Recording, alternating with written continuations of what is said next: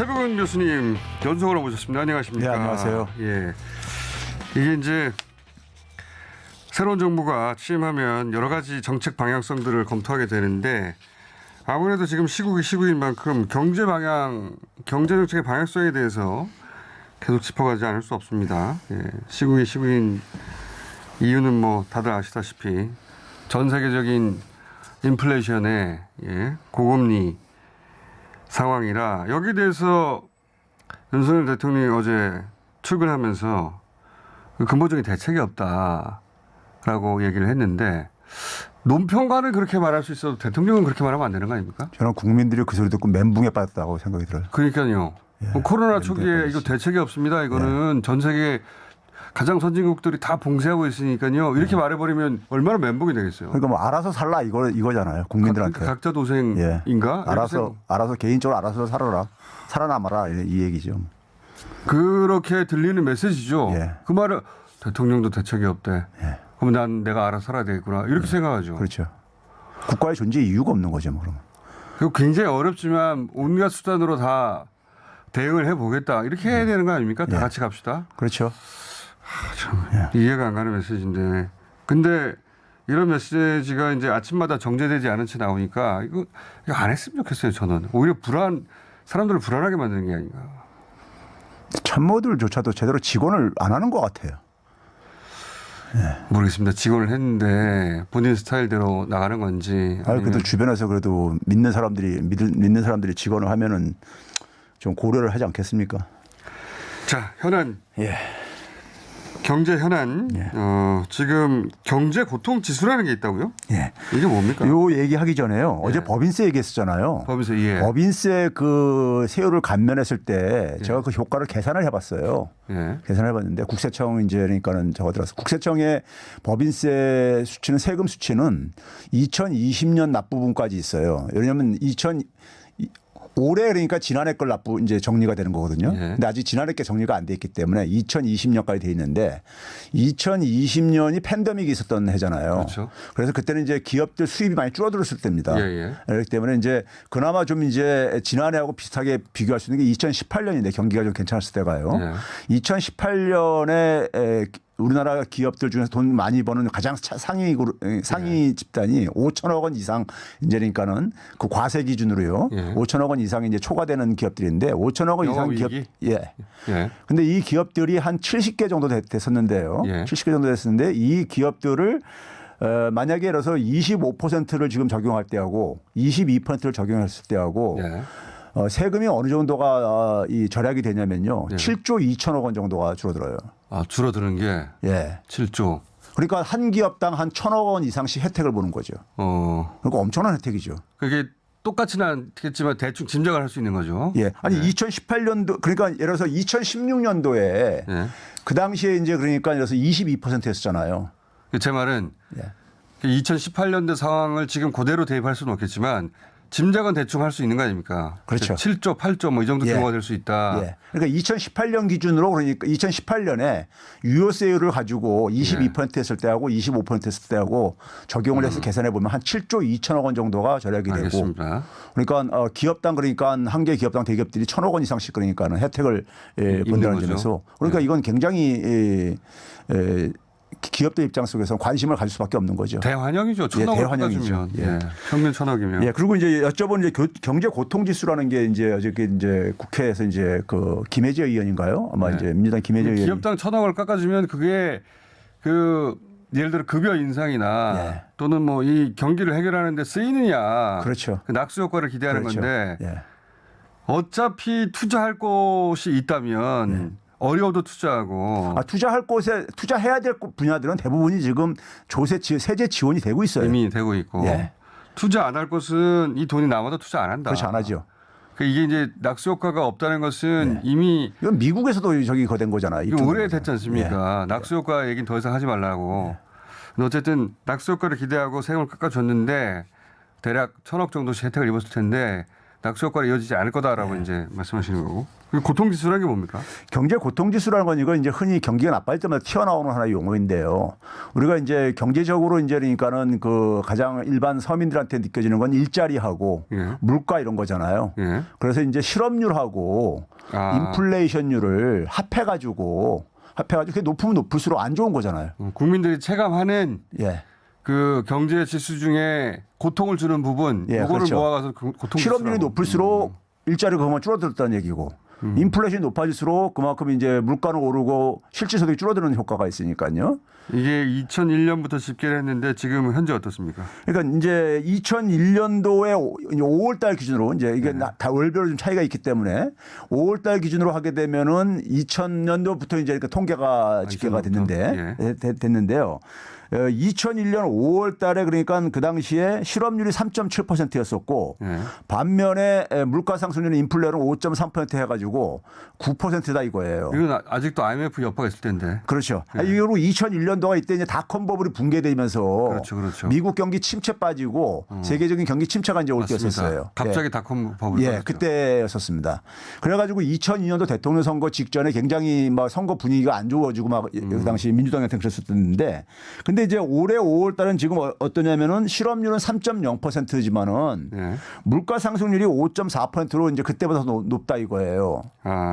예? 그래서 이제 합하게 되면은 8.4%잖아요. 그러니까 이제 2001년도 5월 달에는 9%였으니까 그때보다는 좀 이제 낮지만은 그때 이후에 최고치다 이거예요.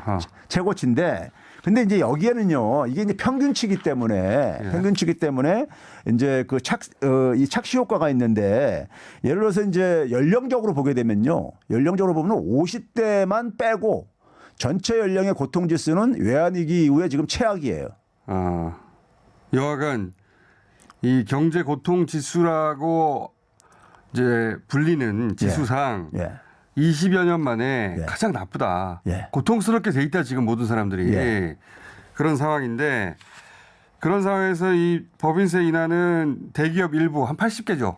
80개 0.000 몇 퍼센트 될 것 같은데 80개 대기업에게만 혜택을 가는 것이고 그리고 규제 개혁을 한다면서 여러 가지 정책을 내놨지 않습니까?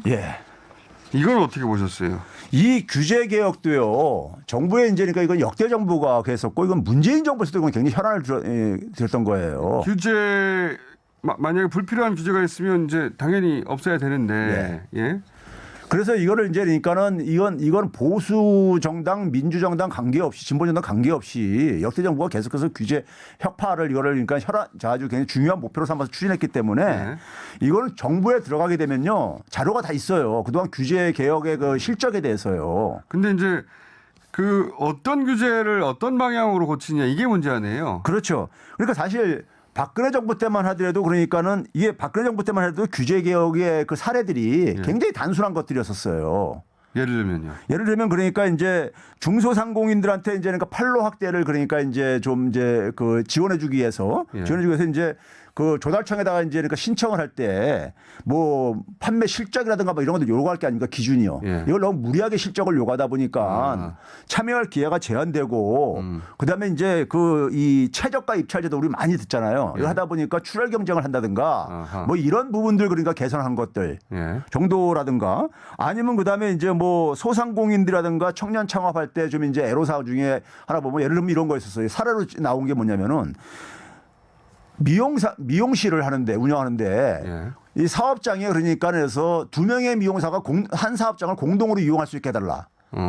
그러니까 그래서 한 미용사들이 도움할 수 있게 해달라는 거 아니에요? 그렇죠. 공간을 좀 효율적으로 이용하게 하더라. 뭐 이런 것들을 이제 그러니까 주로 이제 그러니까 규제 개혁의 성과로 이제 그러니까 되게 소개가 되어져 있는 거예요. 박근혜 정부 시절에요?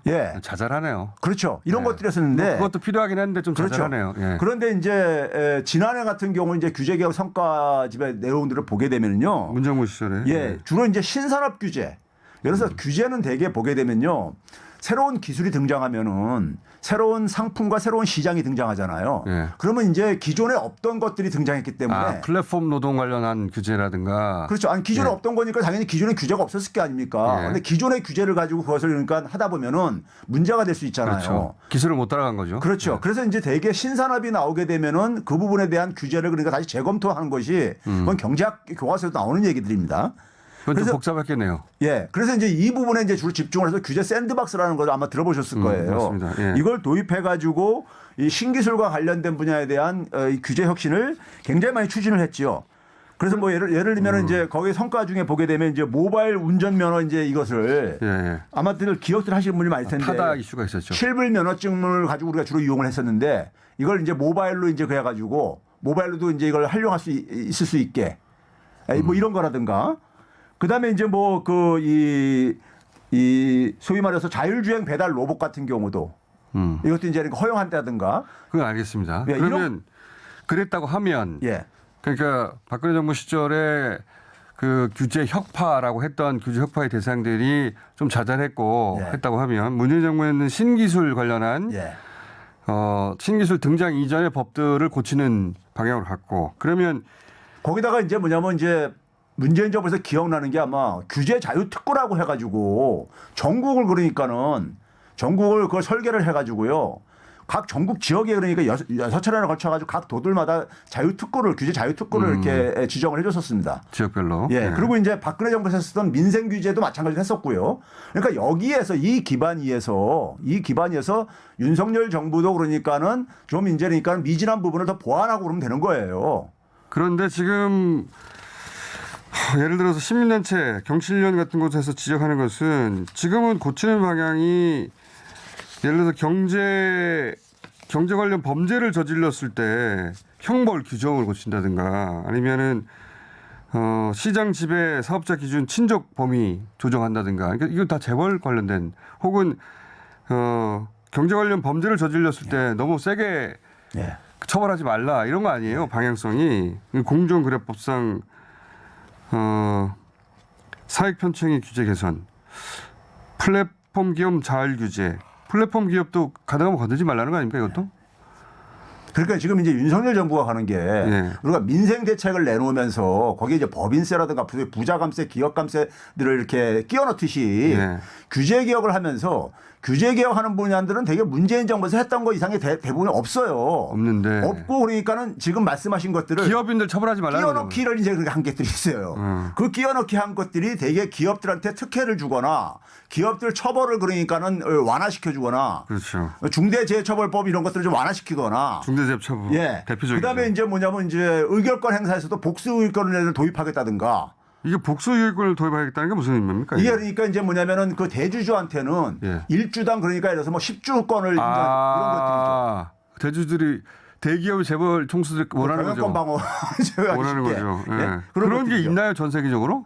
아니 이거를 그러니까 이제 굉장히 제한적 어떤 특정한 전제 조건 속에서 저쪽에 이제 북유럽 국가들 일부에서 그러니까 이런 거를 사용을 해요. 근데 그들 나라들은 이걸 사회적인 대타협 차원 속에서 이제 예국인 그 투자자 적대적 투자자들에 대해서 자국 기업을 좀 방어하기 위해서 도입을 했고 그리고 그 반대급부로 뭐냐면 굉장히 많은 사회적인 그 소위 말해서 이 세금을 부담을 해가지고 사회적인 그렇게 책임을 그러니까 이거하고 이제 교환을 했죠. 했는데 우리나라는 그게 아니라 그냥 재벌 총수도 좋은 거 아니에요? 그냥 지원해 주는 거죠.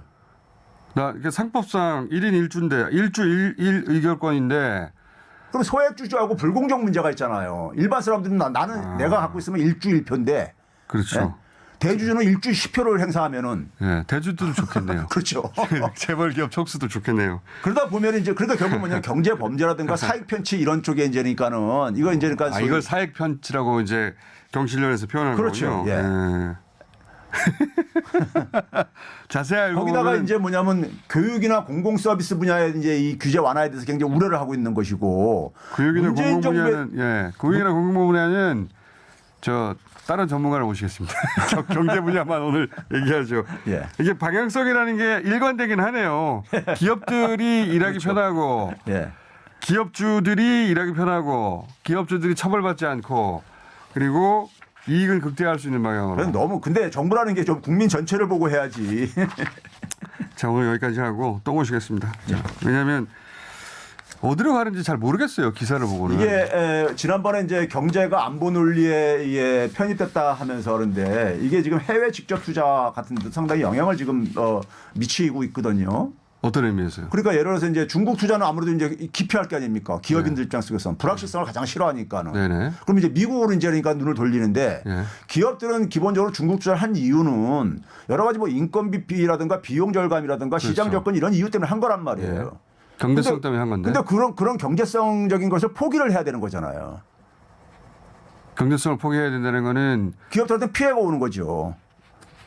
이게 무슨 보게 말인지 되면 그래서 모르겠네요. 역대 보수 정부에서 보게 되면 이명박 박근혜 정부 때는 대중국 직접 투자가 줄어들어요. 예. 줄어들고 이제 그러니까는 줄어드는데 문재인 정부에서는 이게 이제 그러니까 회복이 되고 예. 그러니까 경제하고 안보 논리를 분리를 해야지만이 지난번에 말씀하신 예.